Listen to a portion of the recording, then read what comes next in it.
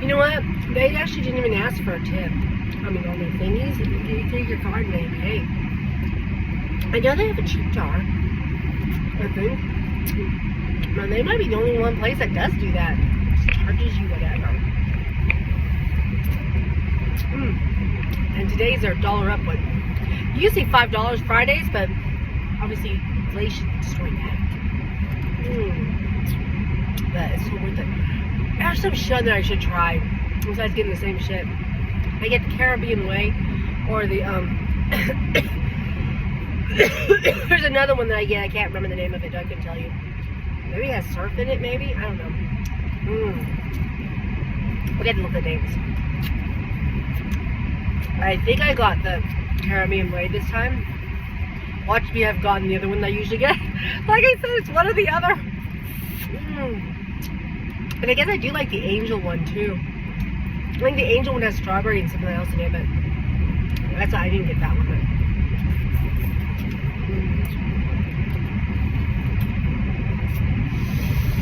It's good.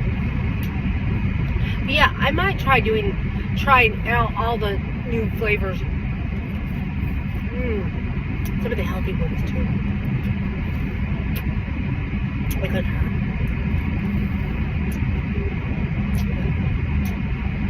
I do love these ones. And mind you, I feel like these places has more sugar than, let's say, tropical smoothie. Like tropical smoothies are usually not that sugary tasting, but these do. So I know they add sugar to this shit. When I make my smoothies at home, I don't add sugar because you don't need to. Like the mango and the pineapple, it fucking has enough sugar. Trust me. And the banana, I should say. I always have banana. Mangoes and bananas and strawberries are the three things I love in a smoothie. But I can add other shit too, but those are the three things I like. Banana, mango, strawberry. After that, whatever. And I don't have to add yogurt at home either, so I feel like it's healthier at home. I haven't made a smoothie for a long time. I don't know why, I'm just lazy. It's so easy. It's like making that pizza. Remember, it took us forever to fucking make pizza at home. It's like, oh, it's so much work. Blah, blah, blah. Where the fuck? It's not hardly any work at all. It just tells you how. But actually, if you ever cook, like, it's not hard.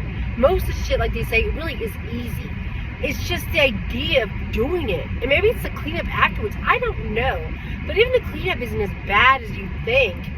Unless you're cooking a whole fucking meal. But, you know what I mean? Like, usually, you know, 1 or 2 pans and you're boom, it's done. Just wash real quick. You're done with it. But I don't know why. I don't know. It takes the motivation. Like, you have to be kind of make yourself do it. That's why I thought, like, if I start making myself, let's say, make eggs every morning, I would get used to it. And then I would just do it. And then I might go and try to do something else, like add to it or, you know, try something new or whatever. You know what I mean? Like, once you get into the routine of cooking at home, something simple, 5 days a week, 7 days a week, then you know what I mean? You'd be like, oh, like if you cook hamburger every fucking night, which is easy. Really, it is fucking easy. You know? You just do it. And do the same thing.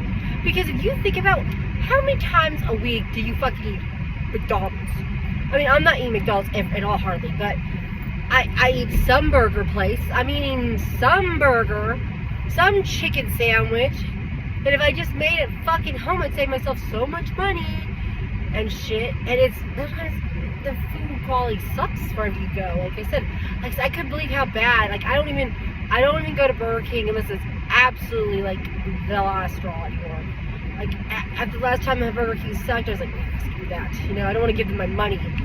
It's so sad. And I feel the same way about McDonald's right now. Although I do love their French fries, so that's like it's their saving grace. Their French fries. And yeah. Excuse me. I'm gonna drop something. Yeah. So I just don't know. Like I feel like And then I was like spending $10 on a fucking yogurt with some fruits on it, and you know, nuts and coconut shreds. That sounds insane. Like dude, why is it so fucking expensive? You can make your own for a hell of a lot cheaper than that. And you can't eat all of it. It's so big. And it's frozen most of the time. I mean, it's amazing what we'll spend a lot of fucking money on that would take us a few minutes if we weren't so lazy. I'm like, come on, get off your... I'm like, why can't I not be lazy? But I'm just so exhausted and so tired, and it doesn't feel like there's enough time in the world. I mean, I need to start watching more videos about the way people are doing it in Europe, because they're saying that they're getting, let's say, if they only work 40 hours a week, okay, if they do, I don't know, you know, and that's it. If they're, and they're still living their life, they're still, you know what I mean, enjoying life, living a simple life. I mean, I need to work on doing that. Basics, you know, I don't know. I'm like, besides the stressed out American living way that we do. I'm like, why is our life so stressful? Why is it so fucking stressful? I don't know. And then I saw this lady who said something about being free, right? But she said that she started, like, when she made the video the first time when she went free, whatever the hell free means, she said she was kind of a consumer. So she said in the 2 years that she's been free, she's learned a lot. And she said she went from that mind thinking of consumerism, whatever the hell, to what really is free, you know? And I'm like, but I didn't get to watch all the video, and I was kind of not, obviously, do I sound like I was know what she was even talking about? I don't even know. So I need to watch that again so I can, because I guess I kind of got bored. My attention span is short. But, yeah, I got to watch it again so I can figure it out my own way of becoming free. What I think is free. So I can live a happier life and not get run over by this big ass truck behind me. Oh, how cute. This guy's trying to sell like cute little stuffed animals. Don't look at me, buddy, because I am poor as fuck. I'm like, I do not need no damn stuffed animals. And I don't have any children. So, all I do, but they're old. None of my kids need toys anymore. Thank God. Let me tell you, that saves a lot having to buy toys and kid stuff. Wow. Thank God. I sure as hell don't miss that area. Not that I wouldn't spend that on my grandchild, because let me tell you, I sure as hell would. You know what I mean? the fun part, when we get to spoil our grandkids when we're getting them, yeah, it'll be worth it. Mm-hmm. But till then, I'm saving money. Anyway, I guess my son said March 1st was been the due date for the child that he was going to have.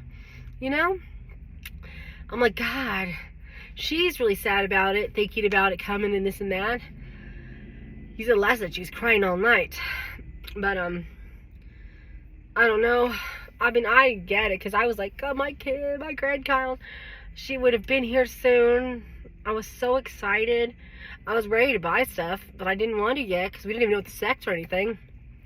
You know, and oh my God. So yeah, thinking about it makes me sad, but I know it's for the best, but it hurts still, but I don't know. I mean, because like I said, my kids, they got to get together. He needs to be able to take care of him and her first. Freaking think about a child. So I think he needs to grow up a little bit more. So, you know, and they should enjoy each other. This is the time to have fun, to go travel, you know, spend money that you don't mind spending, because you know how it is when you have a kid, it's a lot harder.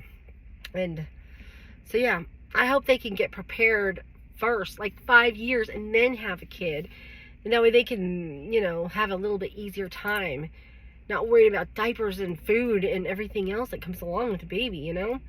I mean, I don't expect them not to worry, because they are going to worry about some stuff, let's face it, but I just don't want them to have the real hard time. Like, we were lucky. I mean, we weren't super bad off financially. We weren't poor. We weren't very well off either, let's put it that way. But the economy was a lot easier to make it. And, but yeah, I know we did have to, like, so I was on WIC. I was, I worked for, like, the first year or two while I had them. then I didn't have to work. And my husband was the one working. And then I think my mother-in-law helped us too. Like, she would buy stuff because, you know how mother-in-law, she was a grandma. She was excited. So she helped us with diapers and food and toys and clothing and everything else, you know, she wanted to buy. So, you know. So we were lucky there. That's why I figure, you know, that's what us grandparents are for. So we can spoil our kids, spoil our grandkids. But at the same time, not, you know what, too much. Because I remember being a mom and thinking, God, I wanted to buy this stuff. Some of it, you know, and here's my mother-in-law buying all this stuff. I'm like, oh, but you don't get to buy nothing, you know, and she's just being helpful, and it was great, but you know what I mean? At the same time, parents can't help but want to buy all this shit too, like buy everything brand new, you know what I mean? Buy this and that, you know, whatever, because you're excited about having a kid too, so it's kind of hard, you know what I mean? Like that balance of finding where you're like thankful that they're helping and they want to spoil your kid, and you know what I mean, and do the grandparent thing, and but then you're like, it's like, you're kind of moving into our territory a little bit too much, you know what I mean? But like I said, we were blessed because you know, like I said, I have a great mother-in-law. My parents, mom's already dead, so she only got to spoil my daughter. She didn't get to meet the other ones. She didn't even get to meet Samuel. So she didn't even get to spoil her first grand boy. And trust me, she wanted boys. So this was so ironic about it. After she passes, we all have boys. It's sad. Anyway, it's just one of those things.